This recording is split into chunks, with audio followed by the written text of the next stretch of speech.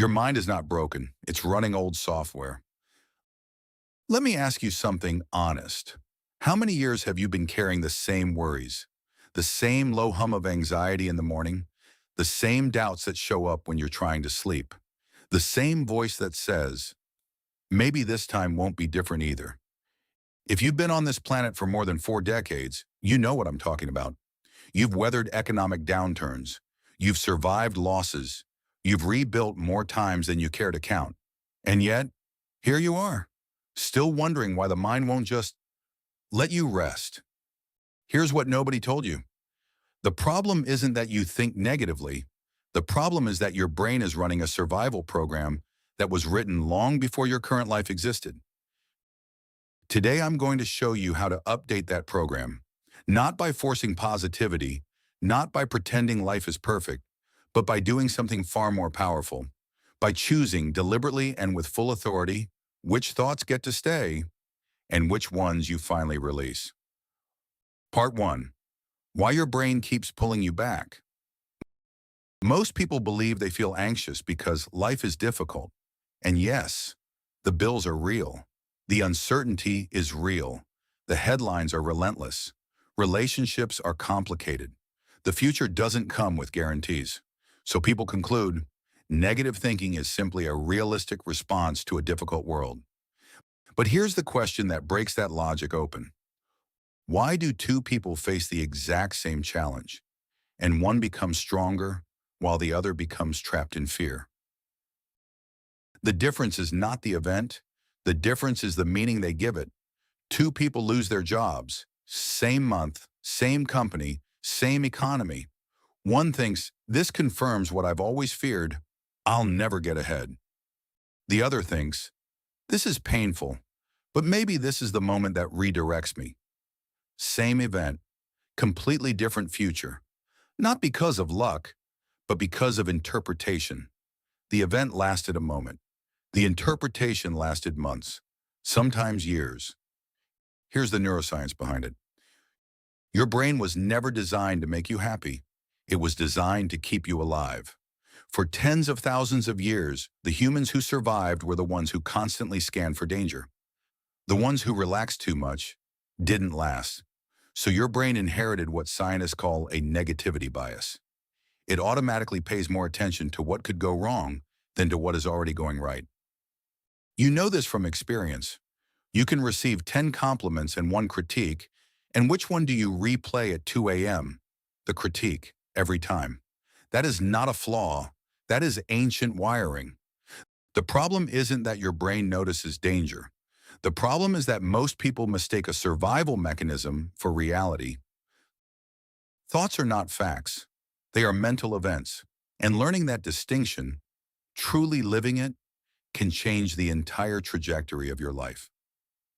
Part 2. What's actually underneath the worry. Most people spend years trying to eliminate negative thoughts. They fight them. They suppress them. They cover them with affirmations. They distract themselves, sometimes with food, sometimes with screens, sometimes with staying endlessly busy. But here's what nobody told you about that strategy. What you resist persists, and what you bury doesn't disappear. It just goes underground and comes back stronger. Negative thoughts are almost always symptoms. What you need to find is the belief hiding underneath. A person thinks, I'll never have enough money. Underneath that thought is often, the world isn't safe for someone like me. Someone thinks, nobody truly appreciates me. Underneath, I have to earn love. I have to prove my worth. Another person thinks, things always fall apart. Underneath, life is working against me, not for me. Notice what those surface thoughts have in common. They change shape, but the core belief underneath stays the same.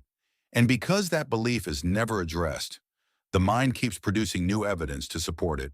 It's like cutting weeds while leaving the roots untouched.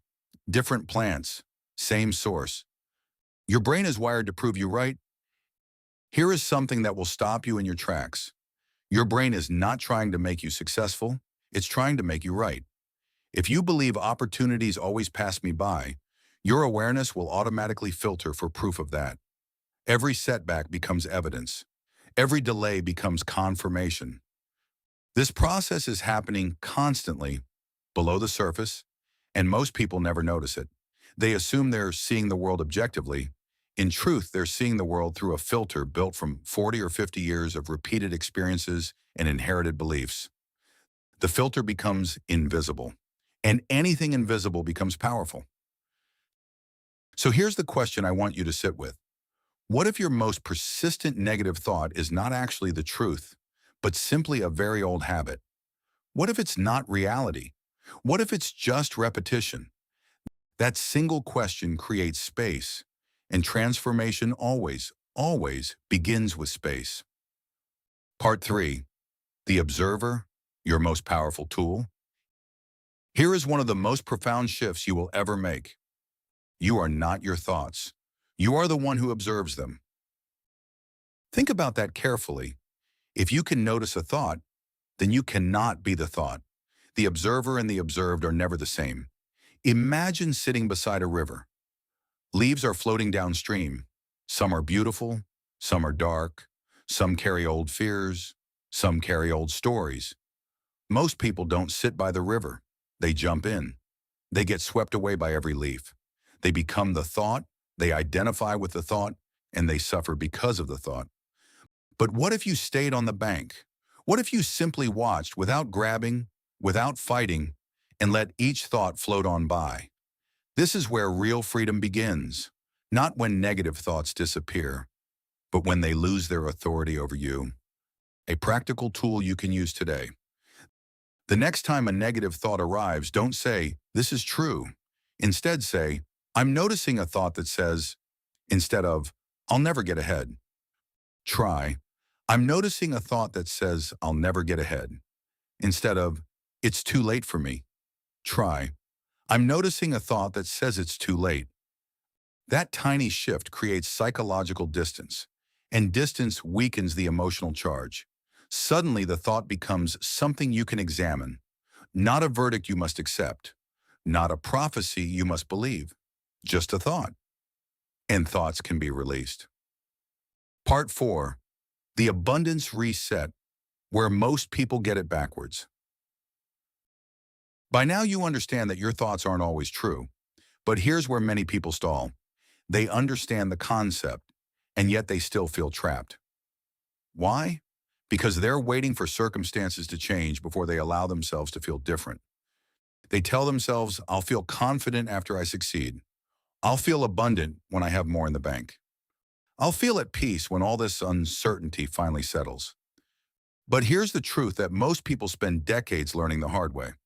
Life often improves because you change first. The internal shift always comes before the external result.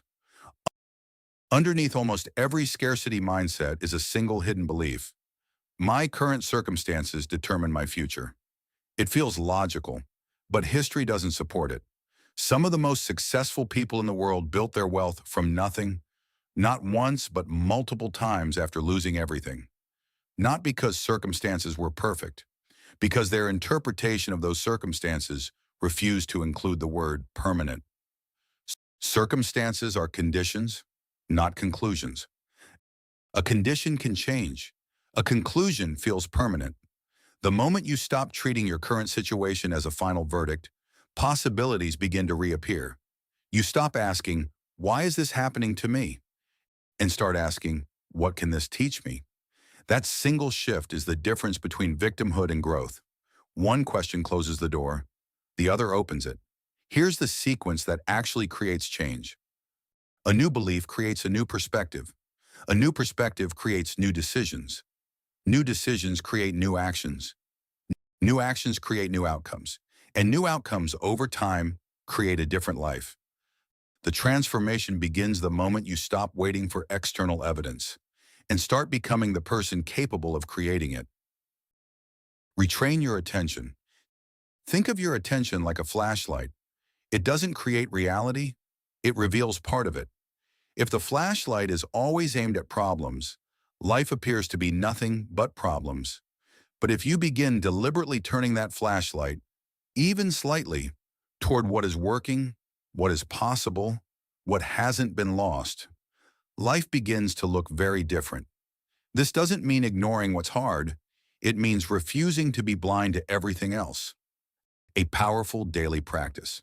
Every morning, before you open your phone, before the news, before the noise of the world, spend 60 seconds asking yourself one question.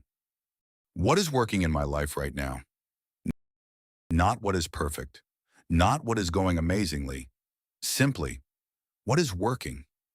Your brain will resist at first. It's been trained to scan for threats. But with repetition, this question begins to retrain your awareness. You start seeing resources instead of only obstacles, progress instead of only distance, possibility instead of only fear. Part 5. Breaking the cycle. For good. There's one reason most people never fully break free from negative thinking. They expect immediate results. They spend decades building habits of doubt, worry, and limitation. They practice a new mindset for a week, and then they're disappointed that the old patterns are still there. But think about this. If you've been watering the same beliefs for 40 or 50 years, those roots run deep. That is not a reason for discouragement.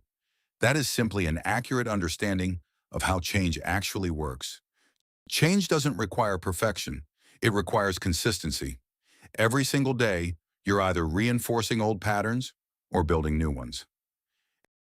Every time you question a limiting belief, you're planting a seed. Every time you refuse to obey a negative thought, you're planting a seed. Every time you choose possibility over fear, you're planting a seed. The right question is not, did I eliminate negativity today? The right question is, what did I reinforce today? Growth is not the absence of hard thoughts. Here's something that might bring you relief. Even the most financially successful, emotionally resilient people you admire experience doubt. They experience fear. They experience uncertainty. The difference is that they don't build a home there. A negative thought visits. They don't redesign their future around it. They don't make permanent decisions based on temporary emotions. They acknowledge it, observe it, and move forward anyway. That is emotional strength, not the absence of negativity, but the ability to keep moving despite it. Guard what enters your mind. If every morning begins with alarming headlines, if your feeds are full of fear, if the conversations around you constantly circle back to complaint and limitation, your mind is being trained in a very specific direction. The inputs matter. Your beliefs are shaped by what you repeatedly hear, see, and experience. This doesn't mean hiding from the world. It means asking yourself, does this information empower me? Or does it simply increase my fear? Does this conversation help me grow? Or does it reinforce limitation? Does this habit expand my sense of what's possible or tighten it? The quality of your mental environment directly shapes the quality of your thinking, and the quality of your thinking shapes the quality of your life. Closing. The truth worth carrying with you. Here is the truth I want to leave with you today. The one most people spend years searching for and often find only after they've done it the hard way. You do not need perfect circumstances to build a better life. You need a better relationship with your own mind. The internal shift comes before the external result. Always. The beliefs that are limiting you today, they were learned, absorbed from experiences, from people, from a world that didn't always give you a clear picture of your own worth. And here is the most important thing I can tell you. Anything that was learned can be unlearned. One thought questioned, one decision made consciously, one morning spent asking a better question. The goal isn't to create a life without challenges. At your stage of life, you know better than anyone. Challenges don't disappear, but you can become someone who no longer lets challenges define who you are. And when that happens, something remarkable unfolds. The world may not change overnight, but your experience of the world does. And that is where every lasting transformation starts. If this message landed for you today, if you felt something shift, even slightly, I want to hear from you. Drop one word in the comments that describes a belief you're ready to release. Just one word. Because naming it is the beginning of releasing it. And if you're committed to building a life of genuine abundance, not just financial, but mental, emotional, and spiritual, subscribe and join this community. We go deeper every week. Remember, the life you want doesn't begin when circumstances change. It begins when you decide your old story no longer gets to vote.